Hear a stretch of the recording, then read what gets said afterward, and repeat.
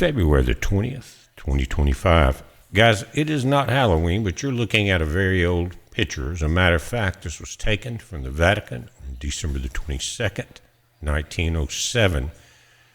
Pope Pius X consecrates his future successor, Pope Benedict XV, as Archbishop Giacomo della Chiesa, in the Vatican. Now, the reason I'm going here is there's been a lot of information coming in from way back, even further than 1907, going back maybe another couple hundred years, about the Malachi prophecy of the last pope. Now, the current pope is in the hospital. He may not make it. He's already saying that. He's already officially signed a few years ago his retirement.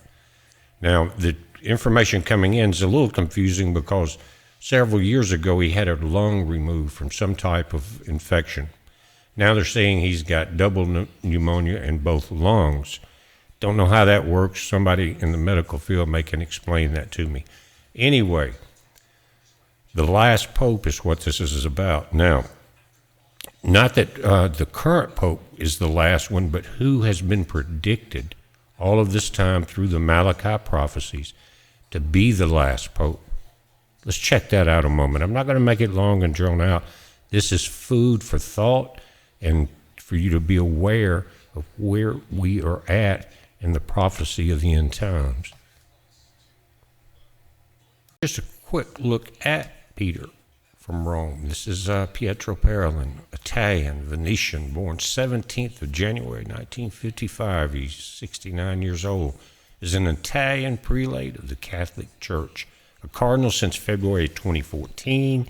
He has served as the Vatican Secretary of State since October 2013 and a member of the Council of Cardinal Advisors since July 2014.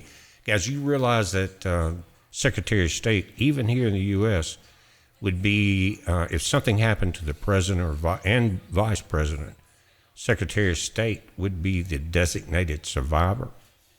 Looks like it's the same thing here in the Vatican. But you got a very sick pope now, and you do have Petrus Romanus rising in power. So where are we at now? What is that telling us about prophecy? It's time to get it together, guys. Talk with your father daily. Talking with him daily, guys, is kind of a wonderful thing if you can control the 5 outer senses long enough, your hunger, sight, smell, all of that leads you astray 5 times or 5 different directions at one time to actually pray, then he will guide your steps. That's why Jesus wanted everything quiet when he prayed. He wanted to go up there. He didn't want the disciples to go to sleep on him. He wanted to be able to completely relax and talk to his Father.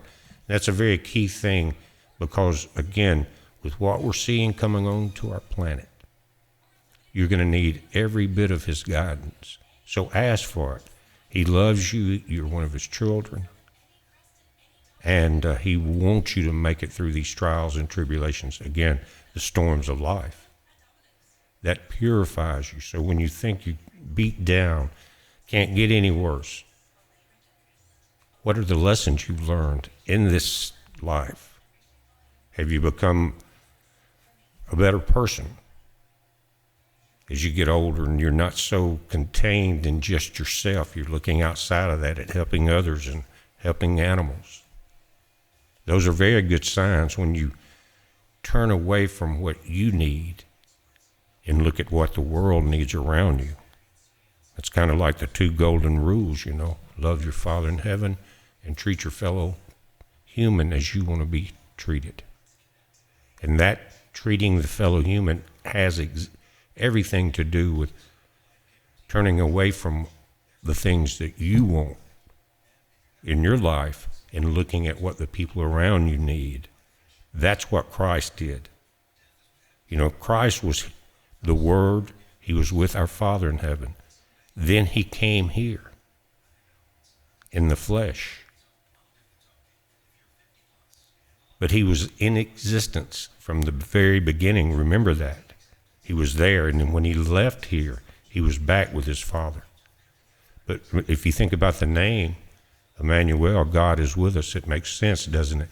And that's always been a confusing thing to me in a sense, is Christ never said, he never called his Father Yahweh. I think there was Theos or something like that in Greek. But when he was on the cross, Jesus said, Eli, Eli, Eli Shabbatane, which is Eli, or Father, why hast thou forsaken me? And preachers still get that wrong today when I've heard them preach it at funerals. Even Christ had doubts, they say. And they're so naive, they don't realize that Christ was teaching, even in his last breath on the cross, what David was saying in Psalms. Eli, Eli, Father, Father, why hast thou forsaken me? That was the name that Jesus gave, or not that Jesus gave, that's the name he used, and that the Hebrews used for our Father in heaven. El and Elyon, Eli, E-L, you get it? So it's important to realize that. So you had Emmanuel and you had Eli, or Elyon. Those are the two names to me that stick. And why did, when you see right there in the New Testament, they said to name him Emmanuel.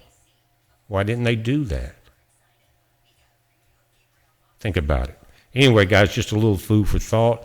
We're watching it. You watch it. It's a heads up. Be safe.